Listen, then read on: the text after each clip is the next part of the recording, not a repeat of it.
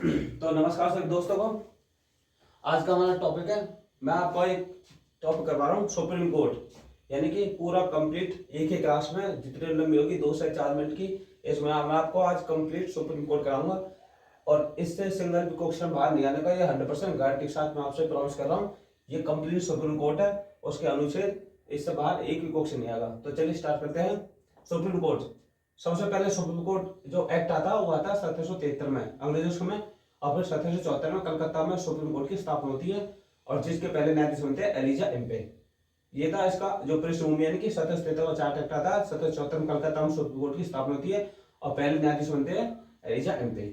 उसके बाद गणतंत्र भारत में, यानी जब हमारा संविधान लागू हो जाएगा 26 जनवरी 1950 को, उसके बाद जब सुप्रीम कोर्ट का गठन होता फिर होता 28 जनवरी 1950 को, यानी कि जब सुप्रीम कोर्ट का गठन होता फिर 28 जनवरी 1950 को गणतंत्र भारत में फिर हमारा। और सुप्रीम कोर्ट कौन से भाग में आता है? भाग 5 में आता है, जो आता है अनुच्छेद 124 से 147, यानी कि सुप्रीम कोर्ट भाग कौन सा? 5, अनुच्छेद 124 से 147।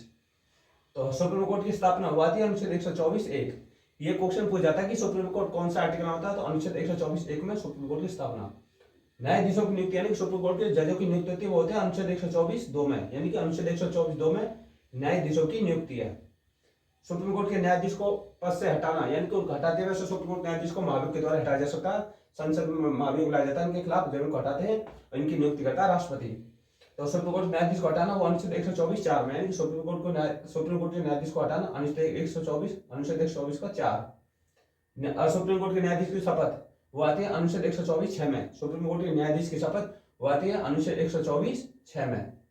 और सुप्रीम कोर्ट के न्यायाधीश के जो वेतन भत्ते हुए आते हैं अनुच्छेद 125, यानी कि जो जजेस होते हैं उनके जो वेतन होते हैं वो आते हैं आर्टिकल 125 में। और कार्यकारी जो सीजीआई की नियुक्ति होती है, यानी कि जो कुछ महीनों के लिए एक टेम्परेरी जो कार्यकारी सीजीआई नियुक्त होता है ना कुछ महीने के लिए जब तक, तो वो होता है 126, मानी कि टेम्परेरी कार्य, जैसे कोई मान ली कि कोई कार्यकारी कोई नियुक्त कर लिया 2 महीने 4 महीने 6 महीने के लिए, उसकी जो नियुक्ति होती है कार्यकारी सीजीआई की नियुक्ति वो आती है अनुच्छेद 126 में। तदर्थ न्यायाधीश की नियुक्ति होती है अनुच्छेद 127, और जो तदर्थ न्यायाधीश उसकी नियुक्ति होती है अनुच्छेद 127 में। और सुप्रीम कोर्ट के प्रारंभिक अधिकार क्षेत्र जो आता है वो आता है अनुच्छेद 131, यानी सुप्रीम कोर्ट जो प्रारंभिक क्षेत्र अधिकार आता है वो आता है अनुच्छेद 131, क्योंकि भारत में एक सुप्रीम कोर्ट है, इसके अंदर यानी कि सारे हाई कोर्ट, सारे जो है ना डिस्ट्रिक्ट लेवल के जो कोर्ट है वो सब सुप्रीम कोर्ट के अंदर आएंगे, ये अनुच्छेद 131 में है। संवैधानिक मामले, सुप्रीम कोर्ट के अंदर जो संवैधानिक मामले आते हैं वो आते हैं अनुच्छेद 132 में, यानी कि सुप्रीम कोर्ट के अंदर जो संवैधानिक मामले आते हैं वो आते हैं आर्टिकल 132 में।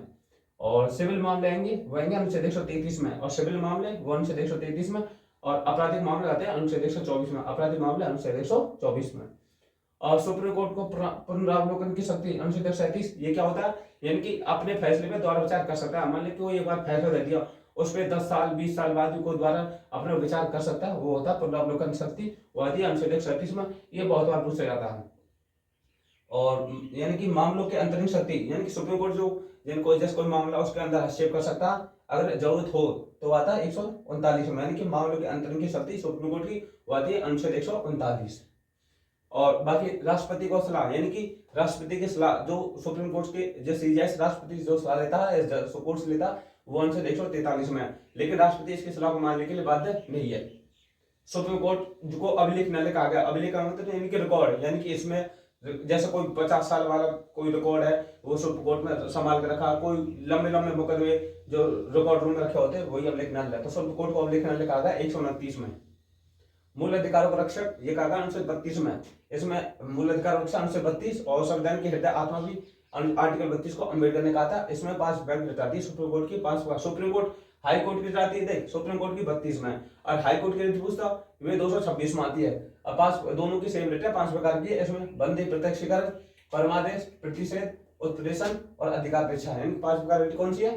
बंदी, प्रत्यक्षीकरण है, परमादेश है, प्रतिषेध है, उत्प्रेषण है और अधिकापेक्षा है। ये थे। अब हमारे सीरीज वाइज 49वें, अब ये तो उनके मेन हो गया। अब देखते हैं कौन कौन सीजीआई 49 तो उदय उमेश ललित, यानी कि पूछे कि सुप्रीम कोर्ट को 49 सीजीआई कौन थे? उदय उमेश ललित। 50 में कौन थे? धनंजय यशवंत चंद्रचूड़, वाई चंद्रचूड़ शॉर्ट में। 51 कौन थे? संजीव खन्ना, आप जानते होंगे। 52 कौन है? जॉब रिटायरमेंट होने वाली उनकी, तो बी.आर. गवाई शायद हो गए, क्योंकि कल उनकी शपथ हो गई सीजीआई की नहीं की, तो बी.आर. गवाई 52 थे। अब वर्तमान में 53 में सूर्यकांत बने हैं, जो वर्तमान में 53 सीजीआई बने सूर्यकांत, और ये हरियाणा के हिसार जिले से है। और पहले सीजीआई कौन थे? हीरालाल जेकानिया। और पहली महिला जो सुप्रीम कोर्ट में बनी थी वो फातिमा बीवी, पहली महिला पूछा फातिमा बीवी, और पहले पूछा पुरुष तो हिलाल कानिया। टोटल सुप्रीम कोर्ट कितने जज होते हैं? 34, यानी कि एक सीजीआई होता, 33 अन्य टोटल है 34, यानी सीजीआई तो एक रहेगा, 33 अन्य टोटल है 34। और सीजीआई का जो वेतन होता था 2,80,000, सीजीआई का जो वेतन होता 2,80,000, और अन्य जो न्यायाधीश होता उनका वेतन होता 2.5 लाख, और जो अन्य न्यायाधीश उनका वेतन होता 2.5 लाख। ये कंप्लीट सुप्रीम कोर्ट के हैं। इससे सिंगल क्वेश्चन बाहर नहीं आने का।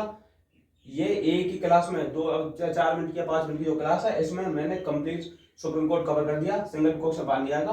बाकी आप देख लेना, आपको यहाँ से 100% क्वेश्चन मिलेंगे। क्लास आपको अच्छी लगे तो चैनल को सब्सक्राइब और लाइक जरूर करना। जय हिंद।